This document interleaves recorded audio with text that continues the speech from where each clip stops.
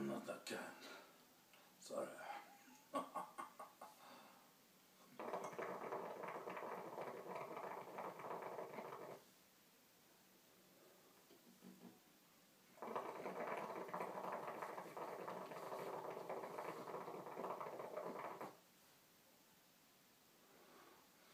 I've become more reserved once I've had the injection, and more outgoing once I'm coming off the injection, and I can talk more easily. I'm not that bad, I'm not psychotic or anything when I'm coming off. I get delusions of persecution. Most of the time it's not about my own position. I know hospital can be a nightmare, and it can lead to feeling like you want to kill yourself and while you're in there, because everyone's picky on you and writing things about you and not letting you to get on with your life, and unless you comply and cooperate and follow their reward and punishment, and a lot of people don't survive, and a lot of people's care is undermined because no one really knows what dose is the right dose, and what time interval you need to take it in, and how it affects your life overall, your quality of life as they call it in psychiatry, standard of living. But it's a state, you know, and but this medication that I'm on, I've been on it for about 5 years, and it's alright. It's been a blessing for me, you know, in disguise. I've been able to put on weight, but not too much excessive weight, not uncontrollable weight, you know, like just too much too fast, and like olanzapine does, and all the other medication, oral medication do. And with this,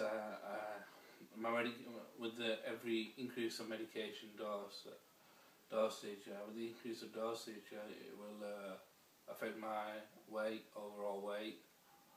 So I carry more weight now. My usual weight is about 13 stone, and I'm now 15 stone. But all the clothes they fit me, and I just feel a bit more bulkier and a bit more fatter, and I don't know. It's a bit undesirable what the effects that the medication has on you.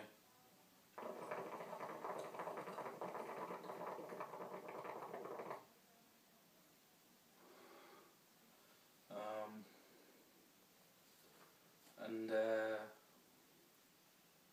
it's difficult to get out of the system as well once you're in it. But it's a bit of a disguise for me, and also disguise, and because I had a period when I was off medication, and became very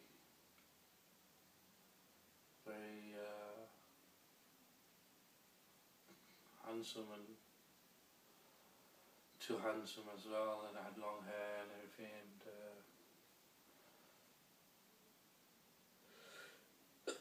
but the delusions get me.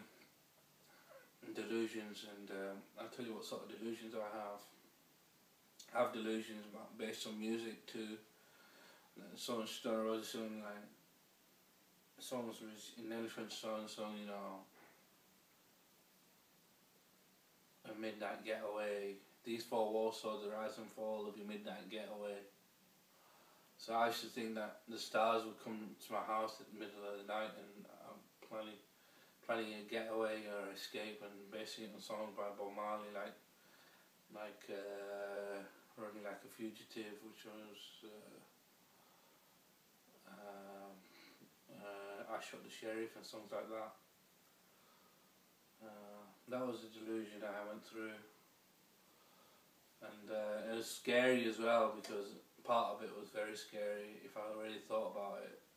Part of it was saying like songs like Temptation about someone's father dying before he was born. So I don't know. sometimes you just got to believe that, and trust in God, and believe whatever comes your way, really. Believe it, and but it fixates in your mind for a long time, and it worries you.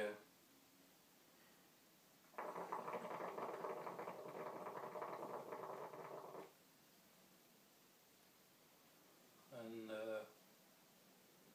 I don't like talking about my delusions that much. The ones I have sometimes when I'm coming off medication, or when I miss my dose by a few days or something. I keep them to myself. But I know the delusion is persecution, and sometimes it leads me to do really rash things like jump off a roof like I did.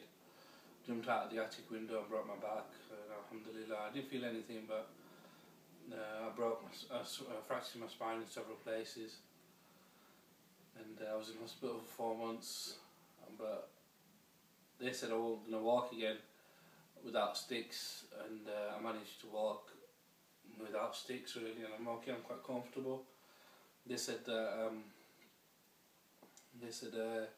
I'll have to drive with hand controls, but I'm driving with my left foot. If I can walk alright, I should be alright driving as well. So it was just cool. I can do all the things that I could do before, with the limitation of playing sports and things like that, and which I don't mind, because I read my salahs and focus on my salahs, which means that I seek support from God, and have 5 contact prayers a day with God, and I don't make prayers, individual prayers, like what I want, and I pray to God, to the divinely codified words, and I want to know my Lord will bless me with the best things that I need and the right things for me, and that's all you can ask for, and be patient, and that's what God knows your needs, as it says in the Gospel. God knows your needs, and all you need to do is just pray to Him using the divinely codified words, and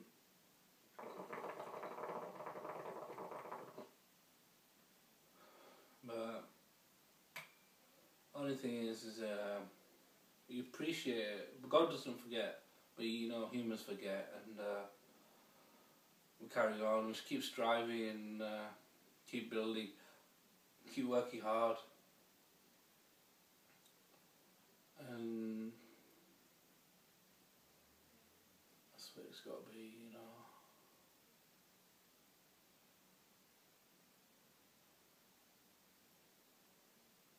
It gets me angry sometimes,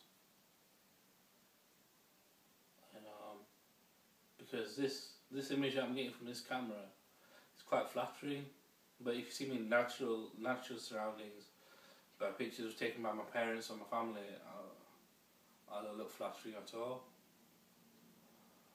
and sometimes that's what gets me as well, when I get a third opinion about myself, rather than just myself talking to myself like a man in the mirror.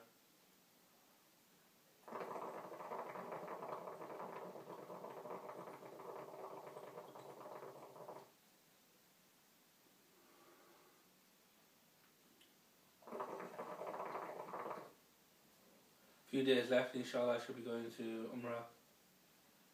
It's gonna be good, mashallah, inshallah, inshallah.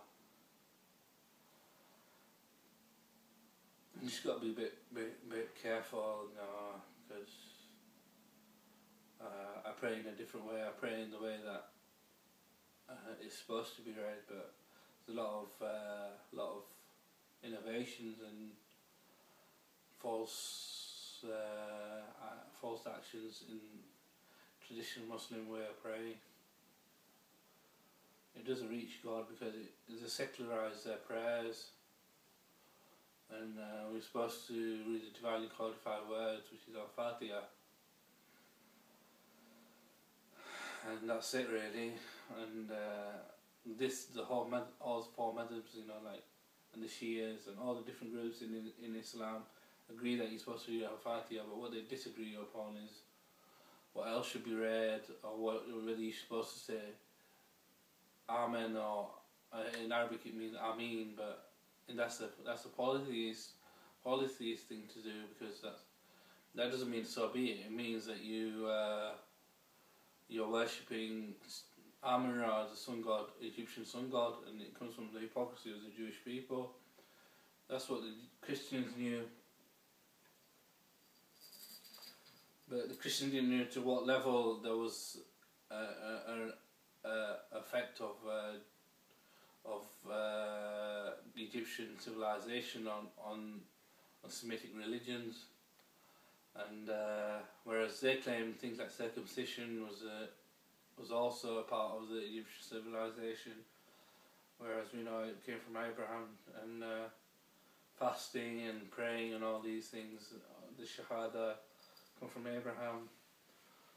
And whereas the Jews, there are signs for the future in their book, in the Old Testament.